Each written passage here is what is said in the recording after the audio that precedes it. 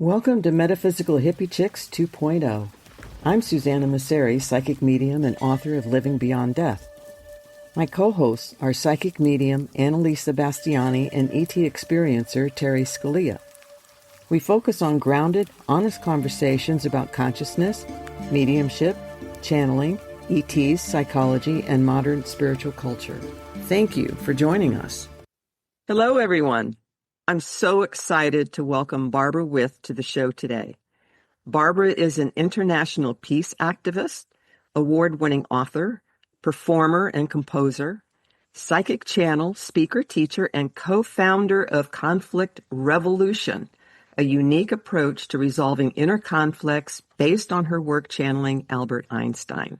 Welcome, Barbara.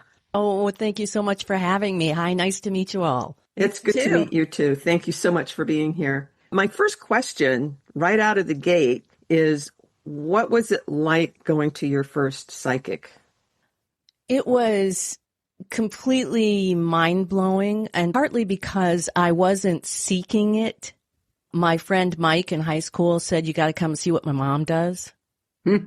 And I wasn't looking for a psychic. And it's like, what does your mom do? I can't explain it. You have to come. So she was I think more of a trance channel in that she didn't remember what was said. And she said she always felt like she was out in outer space floating around. But she'd have a big picture of Jesus and she'd light a candle. And the first time, what blew me away was that it's as if she'd been in my head. She had been in my life.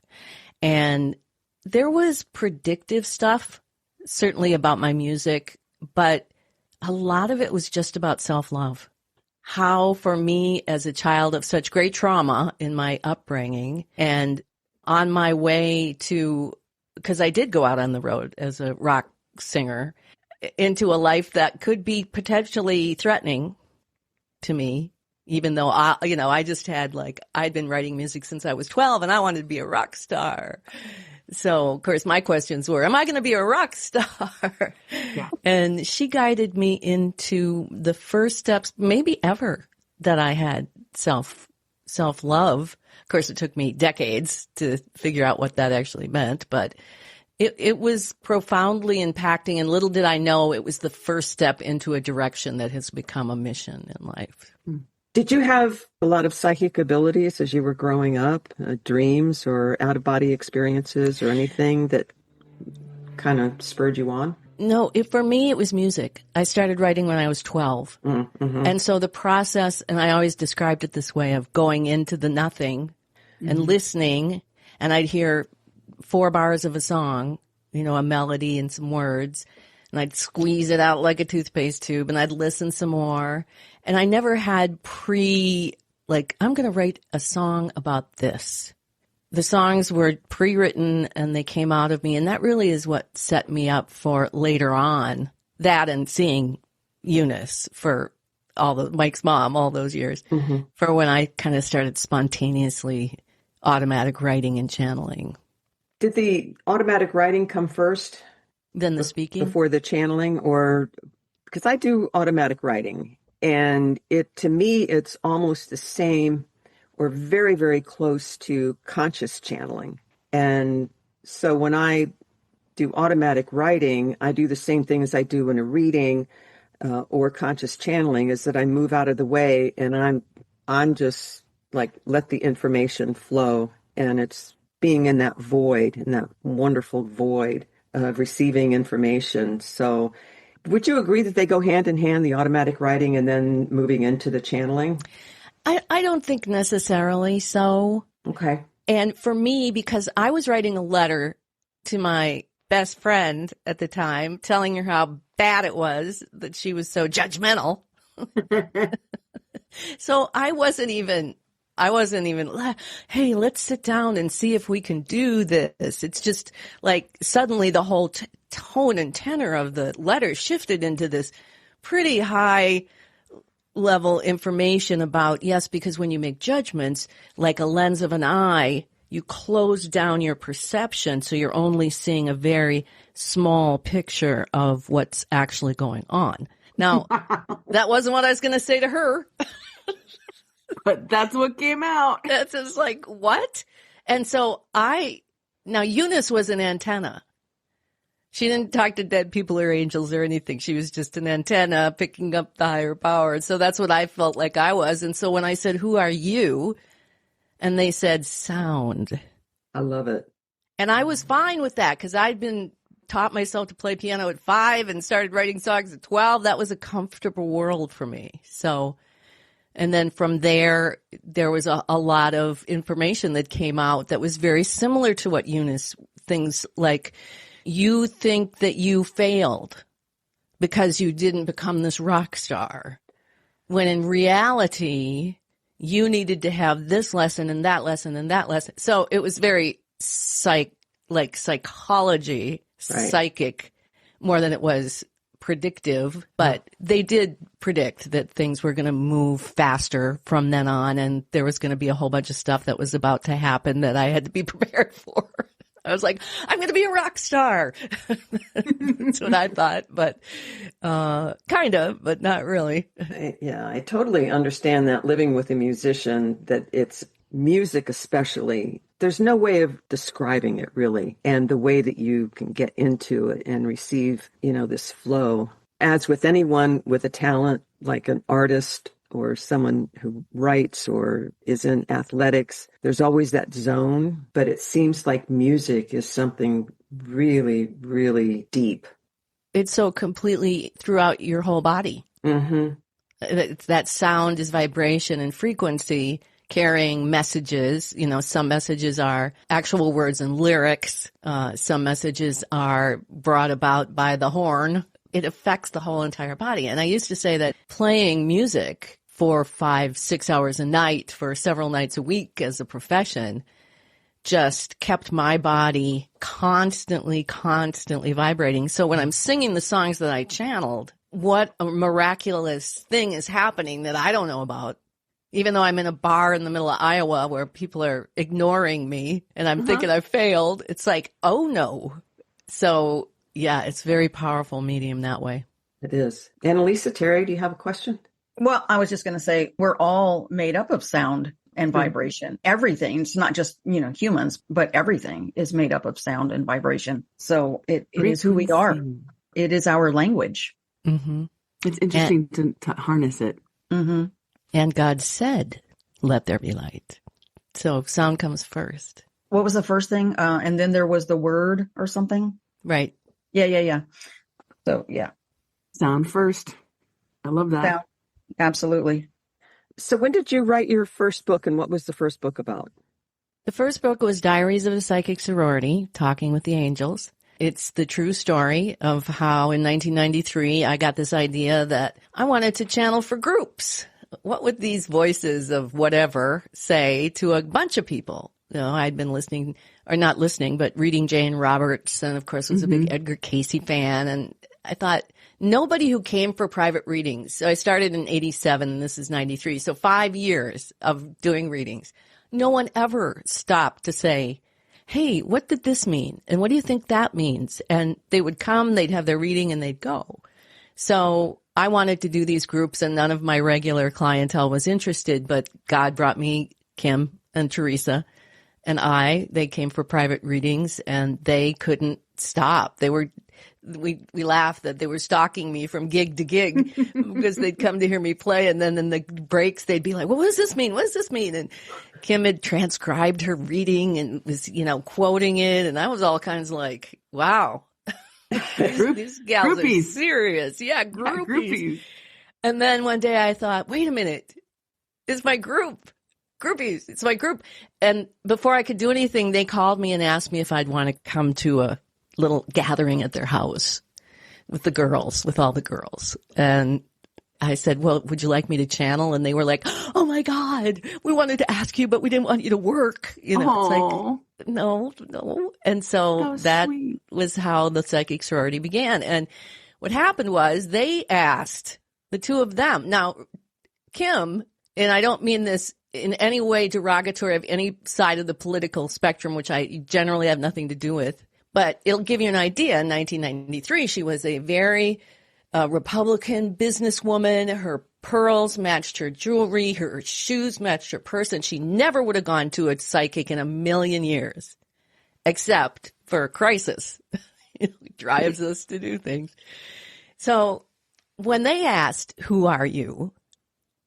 I'm thinking, oh, they're going to tell the sound. It's like, and they said, "You can call us angels."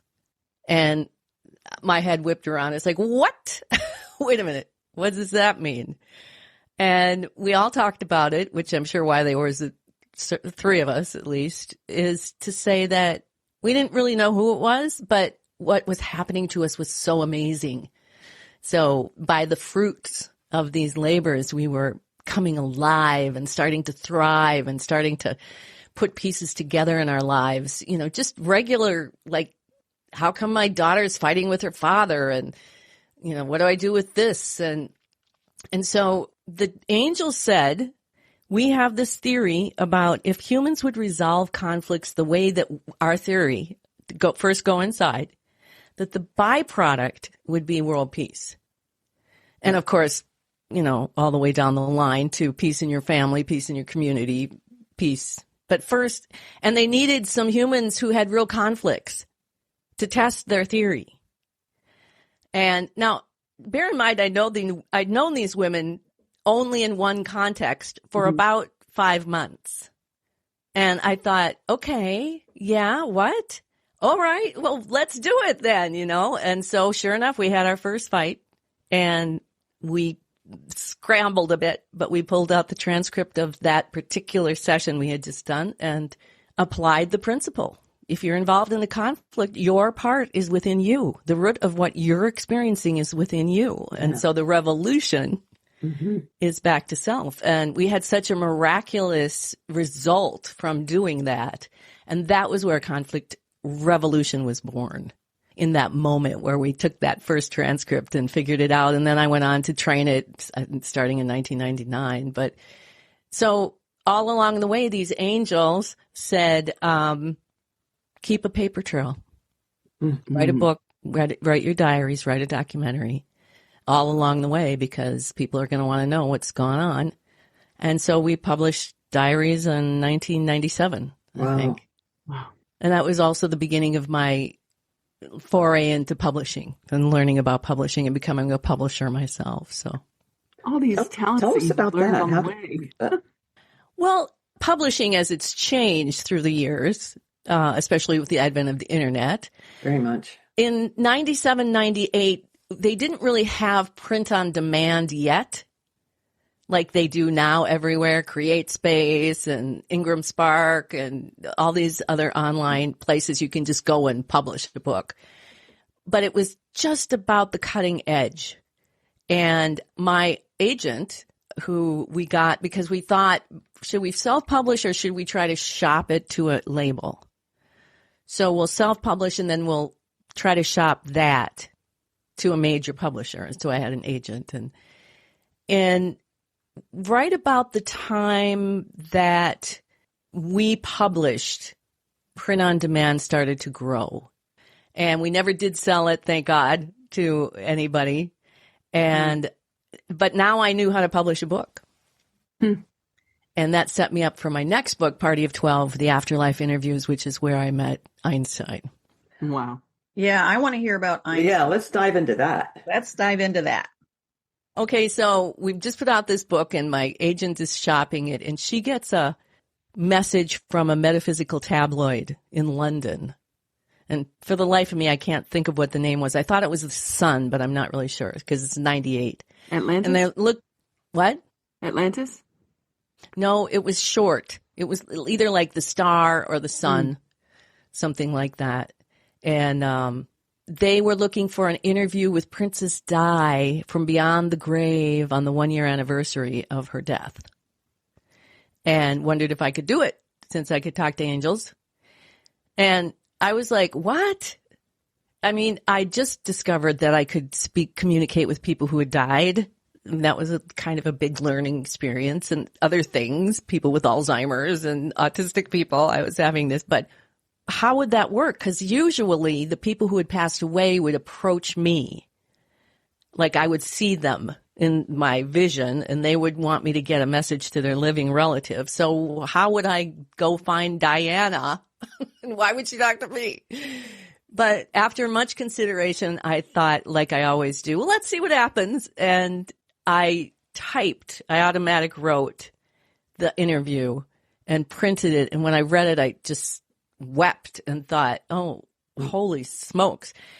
A lot of detail about Dodie, the crash, the whole situation with that. But her whole message was, if everyone who put flowers in front of the palace after she died would do this process, we'd have world peace in a day. Yeah. So that was her message. And the tabloid who flew me out to New York and spent several hours with me didn't want it. And I'm quite sure, because who wants that message? You want to have some dirt on Charles, you know. Peace doesn't sell. No, it doesn't sell, especially in 1998. We were in sort of a, pseudo peaceful world at the time. But so my agent said, hey, maybe there's more famous dead people who want to talk. Well, I guess. Let's I don't know. capitalize on this. Yes, let's see what happens. So we made this long list, and some of them said yes. I'd imagine I would go to Mother Teresa, no, I'm tired, and Gandhi said it all in life, and this whole thing. And then the second one up was Nicole Brown Simpson. Ooh. So that was very educational for me, too, because I had this idea that when you die, you go to this very peaceful place. And no, not when you're murdered by your husband and you leave your kids in his care. Oh, no. There's such a deep emotional connection that's not going to let go of that, especially in the violent way that she died. So she had a lot of insights about racism and domestic abuse. But by the time we got to John Kennedy, which to this day is still one of my favorite interviews, because it's just, we're finding out that's exactly kind of what happened. And he said to us, this project isn't your idea. We're a group of souls who have gathered here in afterlife to help you get world peace.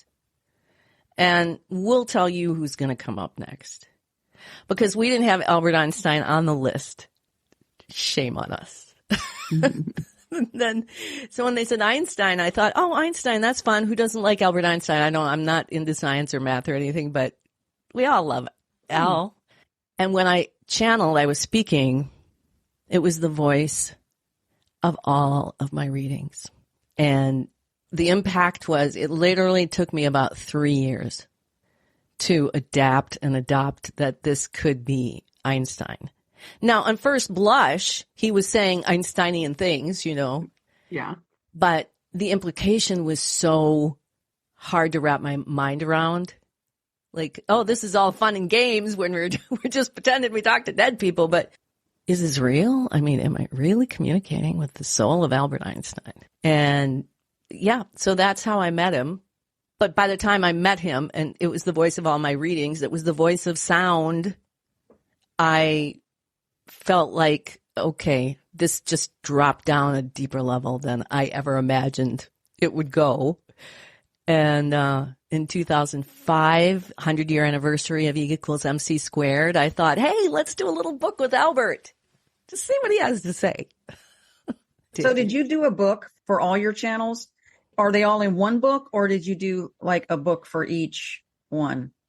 Well, I did Party of 12, the Afterlife interviews, which were all the 12 interviews with the party. Okay. Who had been assembled. And then we didn't publish it until 2001. And I guess John Kennedy Jr. needed to give the introduction, because after he passed, then the book got finished with him as an introduction.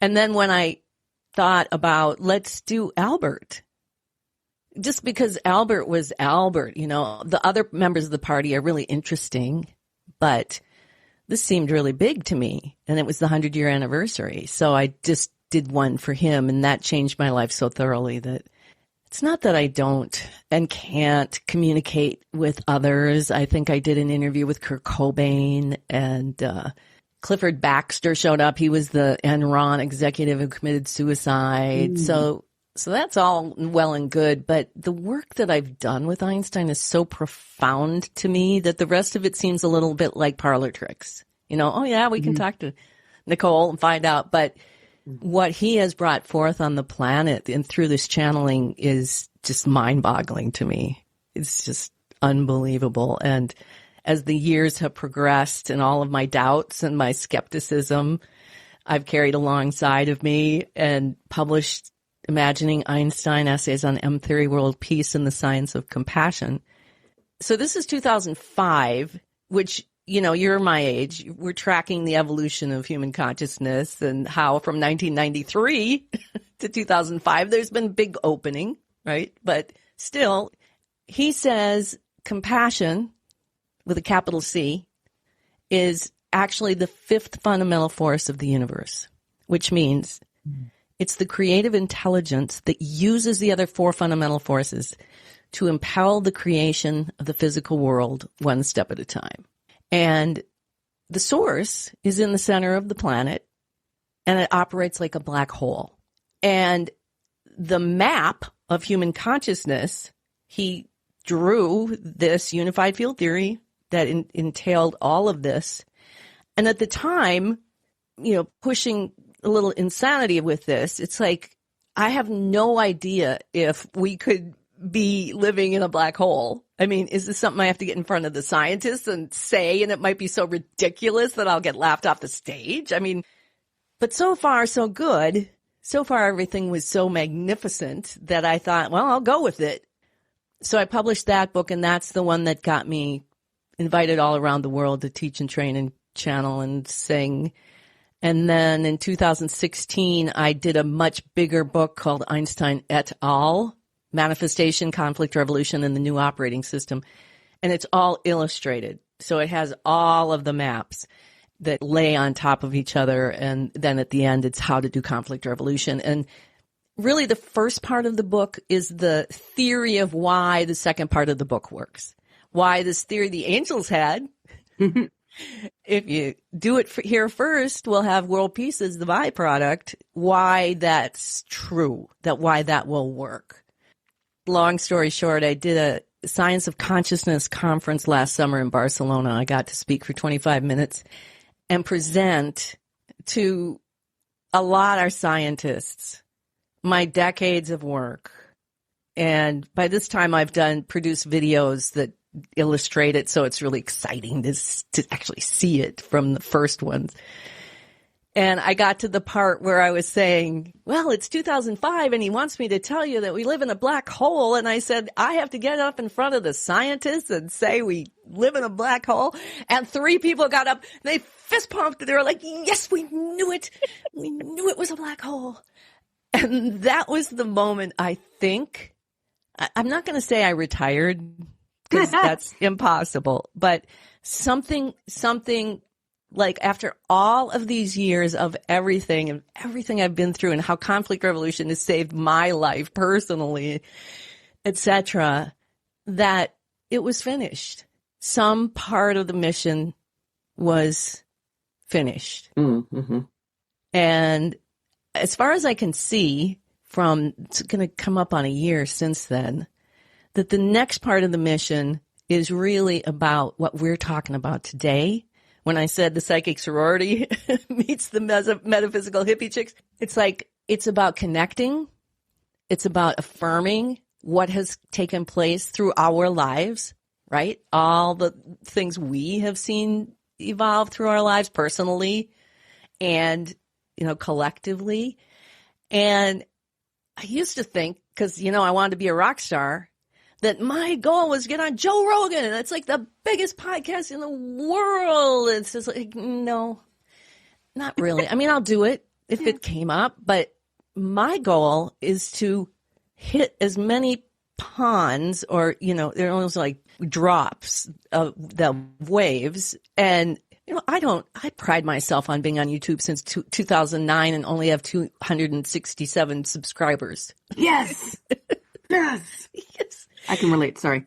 Yes, Yeah. I know, because we're on a mission. I mean, some people might use it to be influencers and make their money and do their thing, and I don't even think that's a bad thing. But for me, it's always been more of a scientific exploration, and this is my library. Mm. And if you're drawn here to hear these words, then you're supposed to be meant to be here. And if you're not, we're going to sound like we're talking Greek. Right. Exactly. Exactly. Yeah. We're sowing seeds, and where those seeds prosper is where they're supposed to. Not our business. That's Not right. our It's business. none of our Exactly. business. Exactly. That's exactly right. Barbara, can you give us an overview of what conflict resolution is?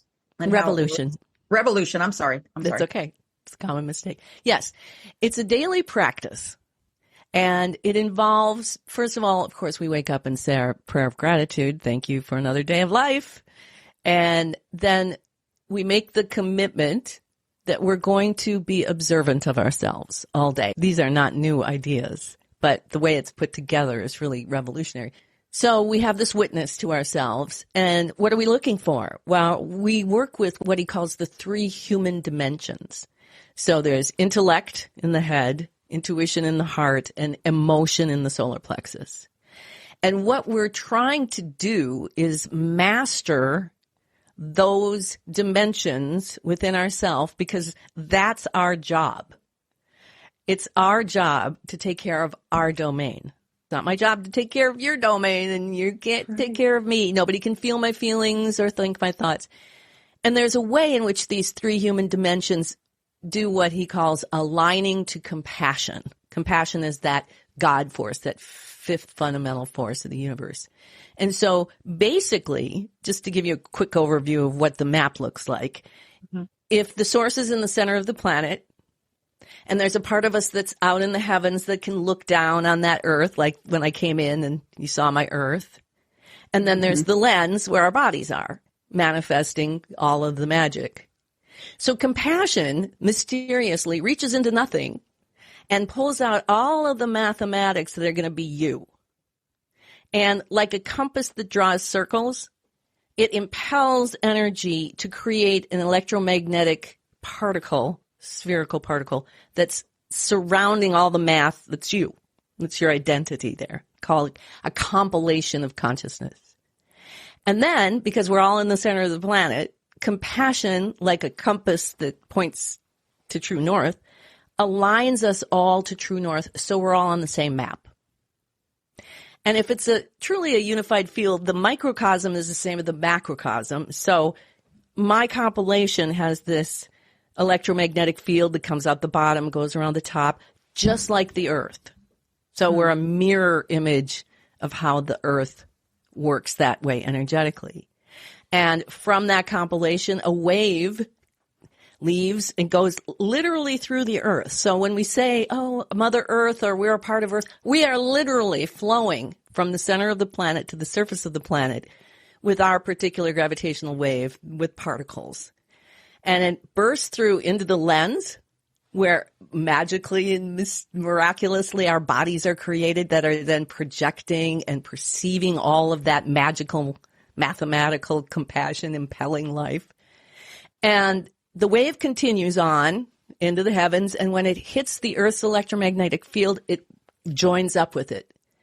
And it goes back down, back into the North Pole, and allegedly that's the event horizon of the black hole. And then it goes back down into the center of the planet, back into your compilation to begin again. And it spins at the speed of light squared. And where the lens is with the physical body, it slows it down into the speed of light, and then, projects it, and we perceive it. And we have this incredible, people are like, we live in a simulation. It's like, yes, that's right. We live in a simulation, but it's that's the whole operating system. So when you get up in the morning, the idea, here's the perfect system if we're aligned. Emotion, all of it, is flowing through us freely. There's no suppression of what's uncomfortable or pain. We have a way to process emotion where we're fully feeling with our bodies and our breath. And that moves up into the heart, and it takes the 2nd dimension of sound, the voice of compassion, intuition. So intuition is always impelling us to take the next most advantageous step for the good of the whole system, which it knows, God's voice knows. And then that impelling goes up into the 3rd, into the intellect, and this is where all of the trouble begins. because the way the system works, intellect has free will in it. So if you're going to turn left, it's not intuition that commands your hand to grab the steering wheel and turn left. It's intellect. So intellect has been given the free will to say no to intuition. Mm-hmm. And here's a simple one. We all have been here. Intuition says rest. Your body says rest. And your intellect says, I can't rest. I got a zillion things to do. And off you go doing a zillion things. And then suddenly you're having fights with people and maybe you're falling sick and things are just hectic and it's just, you're missing the moment. And so with the work of conflict revolution, the idea is when you catch yourself unaligned, it's the most powerful transformation you can make. Somebody else can tell you, here's what it looks like. And even when I train it, you bring your conflict and we pull it apart, but I don't tell you. You put the pieces together. You find where, for example, people are always so disrespectful. Oh, why are people always so disrespectful of me?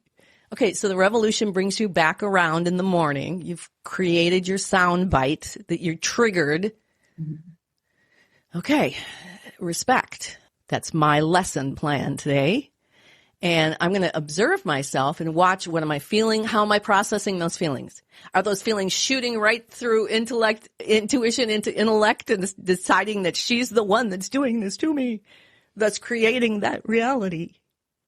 So we want to be so aware, we call it self-conscious, conscious of self, and so masterful that we can process emotion, all of it, listen to intuition, and train our intellect to, first of all, be in present moment, because that's where all the action is. This is the miracle here in the lens of creation, while listening to intuition and then doing what it says. And when we do that, we align to compassion, and then God is able, and compassion is able to manifest in world peace as a byproduct. Or, as I've seen for years and years, when people actually do this, and the resolution of that inner conflict brings about something that happens that you can't go directly at to make happen. And the quick example I like is after our first fight, me and the girls, and we did it. We each took our piece at the table during the fight, and everything opened up. And I went to work that night. I was singing at a club in Minneapolis and been there for a couple years. And the waitress just was not friendly. She just didn't like me, or I didn't care. You know, I work in a lot of clubs and there's a lot of people. I don't care. But I went in that night and she was so warm and open. And she said, oh, do you like Patti Smith? I've got some cassettes in the car I could give you. And she put $20 in my tip jar. And I was like, what is going on? It just happened. And then I thought, this is what they're saying. When we change this energy internally, the way, I guess, I'm not, comparing myself to Jesus, but he would emanate wherever he went. And that alone, that vibration and frequency of compassion that he would emanate would change people. They just had to touch the hem of his garment and they would feel that kind of change. And things would take place that you couldn't make happen. I could never have sat her down and said, hey, Sally, why do you hate me? Let's be friends. That's it. It's a practice. It's the hardest work of your life. But when you start to reap the rewards, when you start to get the gift, as Kim said, I got the gift. Miracles happen. And I just turned 71 this year. And I'm telling you, after all of this time, there's this compounding of the miracles to a place I never thought I would be in this world, in this turmoil that I came out of. And, so that's kind of it. Mm-hmm. That's incredible. All of this and being aware of ourselves and being aware of our emotions, it's a lifelong process. It just never stops. It never That's why ends. we're here. Always learning. Always. Every day. If someone were just beginning with your conflict revolution, and let's say someone gets triggered because they've had childhood trauma, and someone gets triggered by not being respected, if they were not respected as a child, and they put that 2 and 2 together and saying, I feel disrespected because this is what happened to me in my childhood and it has nothing to do with the other person. What does that person do with that at that point? Well, there's two very distinct paths to take. One has to do with emotion. Is that because we weren't respected as children and we weren't allowed to fully feel our feelings, they became abscessed in our energy. And maybe people talk about patterns, childhood patterns, whatever it is, they're stuck in our energy system. And every time that somebody comes by with a mirror to remind us that we're not being respected, the trigger comes up. And if we don't own that emotion without using it as a projection onto, because then we'll just keep pulling in people who don't respect us. But when we stop, and so there's feeling the feelings. And I think the biggest thing is that we have been so misled into thinking that talking about how we feel is feeling. Talking about how we feel is an intellectual process. Yes.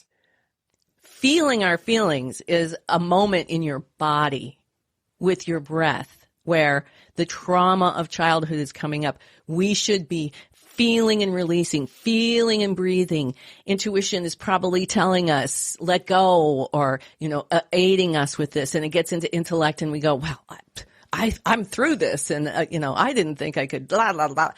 No, what we need in that moment, and these are two different skills and two different times to know when to use these skills. So you're being overwhelmed with emotion. If you're just going to deal with emotion, set aside everything.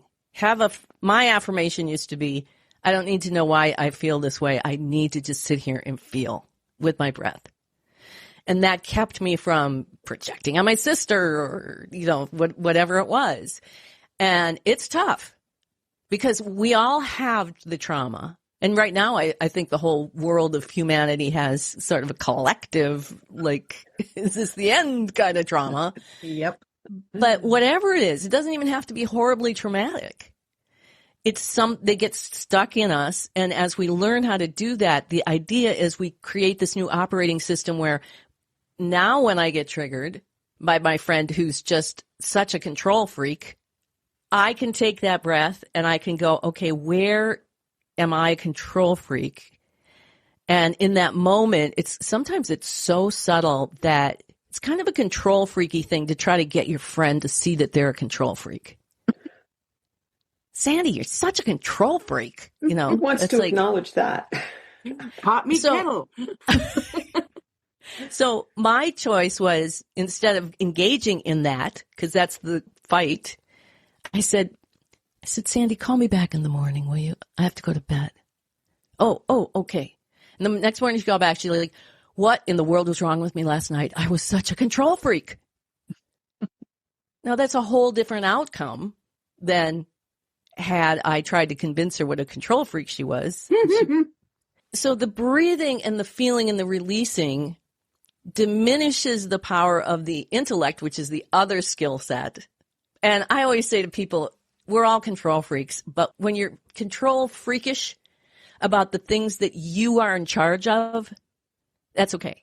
I am freakishly obsessed with feeling all of my feelings and making sure that I use that breath work. So with intellect, because we are wild horses in there that won't shut up, we parboil down what's the basic message, get it down to one sentence, maybe two. Well, he doesn't respect me. Well, whatever. I can tell you there's probably only about 3 conflicts in the world when you do that. And that is our soundbite. So now when I get up in the morning, my job is to figure out, where am I not respecting myself? Where does intuition say slow down and I speed up? Where am I not respecting other people because I'm so important? So when you shift the focus, you're going to find it, right? If you're not looking for it, you're never going to find it. If you're looking for it, you'll find it, and not in the way to find how bad you are and how flawed, but to find it, to have that aha moment. We call it hanging and dang. Because when you watch yourself, I had my own conflict once. They didn't respect I always had some shoulder problems, and I wasn't supposed to be cleaning for the boss that I worked for, and he never would get cleaning help, and I was out there. They don't respect my physical condition. dang, nobody's forcing me to clean this window. Dang. That is a moment where you can make rudimental change. First of all, you're emptying out all the basement of all that emotion. And then you're retraining yourself to be responsible for yourself. And that's basically self-love. So that builds on itself, that self-love and all the rewards that come with it. And in that case, then I had to sit down because I was like, well, what do I do? This situation's been going on for so long. And the answer came, make yourself heard. So intuition is always an impelling to do something. It's not the explanation. It's not the intellectualizing, the rationale. It's an impelling to do something that's going to be for the good of the whole. So I did. I ended up going back to work and taking my boss out. I live on an island, and we went to the beach, and I took him by the ears, and I said, I do not clean. I have been lying all summer because every time you don't have a cleaner, I go clean. I'm lying. But it's over. I'm not going to do it anymore. Repeat back to me. And he was fun. And we went back to the office, and in walked Ileana. I heard you need a cleaner. Ta-da. I'd been looking for a cleaner for months. So it's so interactive, and it's so much about what life actually is bringing you and how you can interact with it in a way that's going to be the most regenerative, the thriving. It's the world peace that I'm looking for. What are some of the misconceptions that people have about conflict? That it's going to go away. That we're going to get to a place where we just don't have it anymore, which I think is truly untrue. I think it's part of the creative process. And when we put it into this new operating system, what we're doing is actually tapping into the fuel of our intention, which I think all of us here and all the people who listen to you and all the many, many podcasts I've been on, of all of us who want to become master creators for the greater good, to be on this mission, to make the earth this heaven that it's supposed to be. We do it through conflict. But when we do this, the emotion suddenly doesn't become a weapon. It becomes the fuel for the creative solution. And I now, aside from my growing up as like, okay, who wants to fight? I'm like let's find a creative solution. Let's find out what's good for the whole here. And it's amazing how even just having that attitude, it hasn't solved all the problems of the world, but has a huge impact on the energy where you walk into. I kind of feel like we're at a crisis situation here on this planet, and we need something to happen very quickly because I kind of feel like things are getting so far out of control that we need something very drastic to happen to get us back on track. What do you see as far as the future for humanity, given what is going on in the world today? I have the kind of the opposite view, even though I agree with you that things are as crazy as they come. Maybe they'll get crazier, and it wouldn't surprise me. However, I have never seen so many people who are understanding that the only place we're going to get this is inside us. Yeah, I agree with that. And I did a channel a couple weeks ago where he said, there's this condition right now where there's all of these individuals who have worked so hard and become these evolved beings, and they're being faced with this deep, deep emotion, whether it's, your fear or anger, whatever the craziness of the world is evoking in you emotionally. And actually, that's driving us deeper into ourselves. And that's kind of the idea of the beauty of conflict. So, in fact, the angel said, if Teresa and Kim and I didn't have conflict, we would have been just sitting in a room together the rest of our lives doing nothing. I mean, we would be doing things, but sometimes conflict is about driving you apart so that you can get away and grow. You have to have an esoteric attitude about it. And sometimes the things that are so torturous to us, the suffering, is to drive us deep, deep, deep into our emotional selves, conscious, to remove all those abscesses that you can't get to unless you feel them. That's why when somebody comes by and triggers you into anger, oh, yay, I'm going to go capture some of that that I can't get out of there because I'm so busy projecting, and move that along. And when we do that, when so many people are so many backs against the wall, like there's no political leaders, there's no religious leader, there's no leader that's going to do this. We have to do it ourselves. Yeah. We have to stop fighting on the first level, which is our level. And it's hard for people, because you know how great all these ideas are, but the moment you get triggered, it suddenly becomes difficult. Mm-hmm. Yep. You don't want to do it. Yep. So people can say, what a great idea. I think my sister needs this. It's like, no, this is for us. This is for you. You're in charge of you. She's in charge of her. Mm-hmm. And sooner or later, we all have to go there. So I'm excited because, like I said, I've been on probably 200 podcasts in the past 3 years, and people are there. They're getting it. They're getting concepts. They're getting the ideas. They're creating it doesn't have to be conflict revolution. That's just one form of it. They're creating all of that to accept and move emotion, knowing that it's about healing, to master the mind, and to find out what intuition is saying. And, sometimes it seems so ordinary. No. But what's my real purpose? Mm-hmm. It's like, isn't that enough? Something more exciting, please. Right. Want to be a rock star? Let me rock star. No, it's 2 points that it's like parents saying, oh, my child needs therapy. Well, maybe it's not the child that needs therapy. Maybe it's the parents that really need the therapy.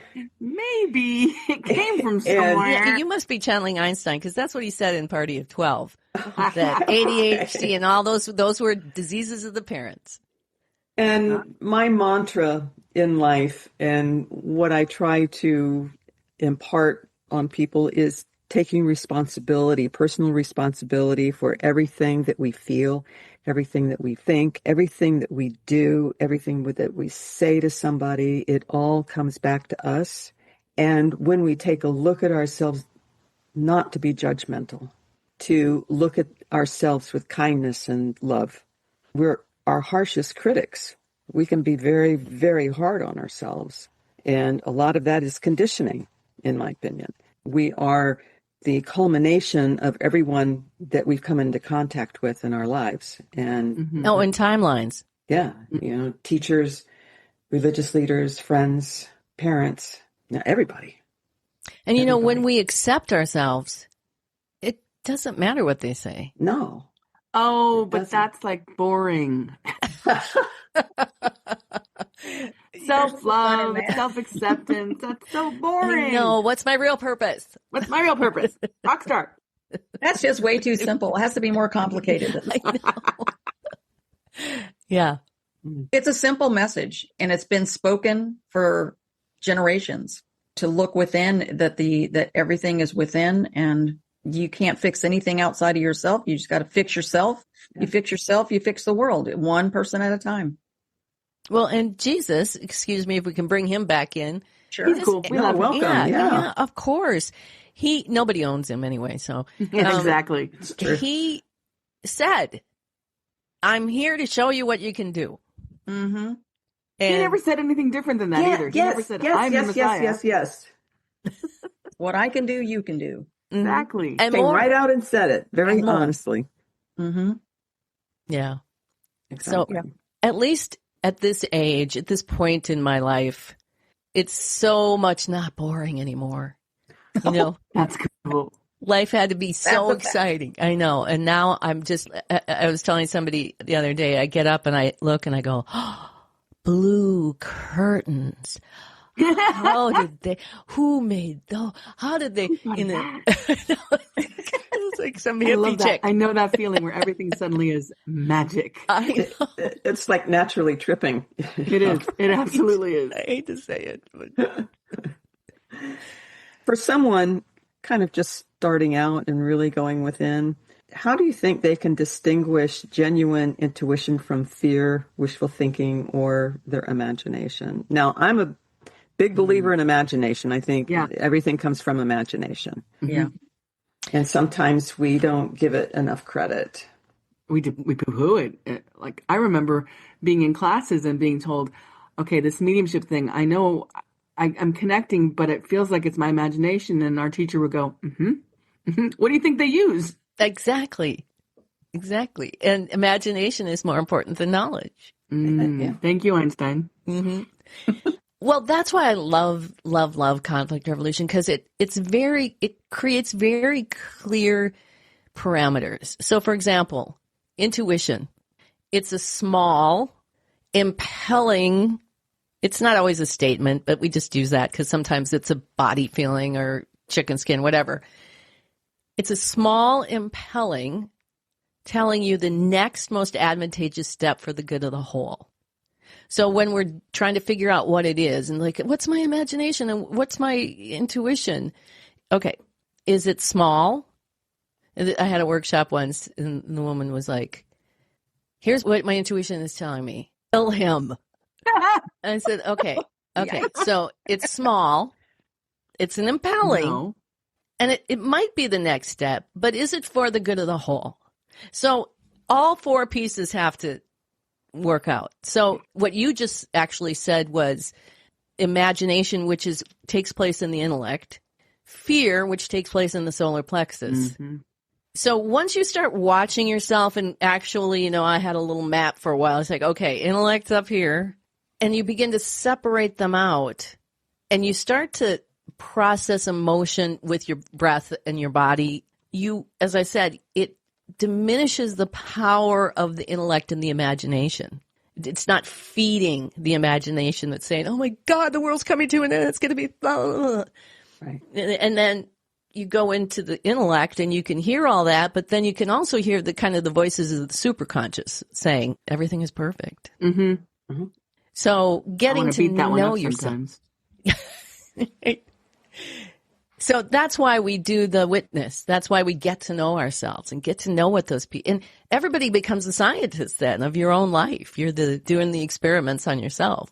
That's amazing. Yeah. I remember what I learned in my personal experience was that warnings come, but they don't come with fear. I get absolutely calm if it's an actual warning. If it's not, and I'm just like can't move because I'm so afraid, then that's not an actual intuitive warning. Yeah, I agree with that too. The actual intuitive message is very clear and it's very seated. It's coming up before the intellect, right? So if you're catching it there, it's very clear. It's just what do we do with it when it gets to our mind and our ego? Yeah. Fascinating stuff. It is. Do you have YouTube videos where you're channeling that people can watch? Oh, yeah. Yeah, I got a ton of free stuff on my YouTube channel. I think I Barb With on YouTube. Okay. All kinds of stuff, yeah. How else can people contact you? Well, barbarawith.com is my main hub, and everything goes out from there. Barbwith.com is the music, and then I have Synergy Alliance .llc, which is my publishing company and the psychic sorority, but barbarawith.com will send you to all of that. And up in the right-hand corner of my barbarawith.com is the Conflict Revolution Challenge, where you can download a free guide for how to do it. I also have a little 12-week journal if you want to do an experiment on yourself to see how many miracles you can create for yourself. That's cool. Nice. If your listeners are interested in a reading, use coupon code Einstein. You get 40% off. Nice. Very good. You have a great radio voice, too. Oh, thank you so much. You do. It's all the singing, I think. It's ASMR and singing. I love it. Terry and Lisa, any other questions? No, I just want to listen to her all day. Yeah. What a great conversation, gals. I know. We'd love to have you back. I would love to come back.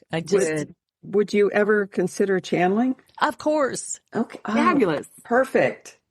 Of course. Let's do it. Yes. Okay. Awesome. I'm so grateful. Thank you. Yes. Thank you so much. It's just wonderful to have met you. Absolutely. And I feel like we're friends going Me forward too. now. Absolutely. Yeah, absolutely. New sorority members, Yep. New sorority members. which I never thought would come out of my mouth. Yeah. Annalisa's a singer also. Oh, really? I understand the clubs where nobody's listening. I thought that was that triggered me. I needed to go within. What She's is an this, actor a joke? also. Yeah. Play a faster one. I'm going to be a singer in a past life. Does that count? I mean, in a future life, does that count? Yes. My next life, I'm going to be a singer. I'm going to be a Tony Award winner next life. Yeah. Sing Mustang Sally. Mustang Sally. My favorite karaoke song. Exactly. Barbara, it was so nice to meet you. Thank you so much for joining us and giving us all this really interesting information. And yeah, we look forward to having you again. Absolutely. You are a big bright light. Yes, so ma'am. much fun. Yes. All right. All right. We want to thank you so much for joining us today. It's been a real pleasure. Be sure to like, share, and comment. We thank you for being a part of this community.